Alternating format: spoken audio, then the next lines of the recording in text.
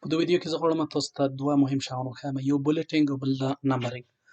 بولټ هغه د خطو په سر کې که چیرې تاسو ووینئ مثلا دا به یو ور انتخاب کړئ نو تاسو به راشئ د هوم په مینو کې تاسو دغه نقطې لیدلی شئ، دغه ته بولټ وایي په انګریزي کې. د بولټ انواع دله انتخابولی شئ چې کوم رقم تاسو غواړئ، مثلا چک مارک غواړئ یا نمبر غواړئ یا داسې دایروي شکل غواړئ یا مربعي شکل غواړئ، او یا هم ځینې وخت تاسو کړلی شئ د خپله ورته تعریف کې تصویر ور واچوئ. صحیح شو؟ زه به د نمونې په شکل اوس دغه وکاروم. دې ته بولټ وایي. بل نمبرینګ دی. نو کنټرول زی به ووایي چې بېرته موږ اولي حالت ته ولاړ شو. اول به ټکس انتخاب کړئ، ټکس هم چې انتخاب کړه تاسو به راشئ دلته د نمبرو مختلف رقمونه لیدلی شئ. دا یو. او بل په عین وخت کې تاسو کړلی شئ چې نمبرونه ورته تعریف هم کړئ. اوس زه د نمونې په شکل باندې دا استفاده کوم. دا ډېر مهم دی کله چې تاسو ټکس لیکئ یا یو شی غواړئ چې سمري یې ولیکئ، خلاصه یې ولیکئ، د بولټو د نمبرو استفاده کول ډېر ضرور دي.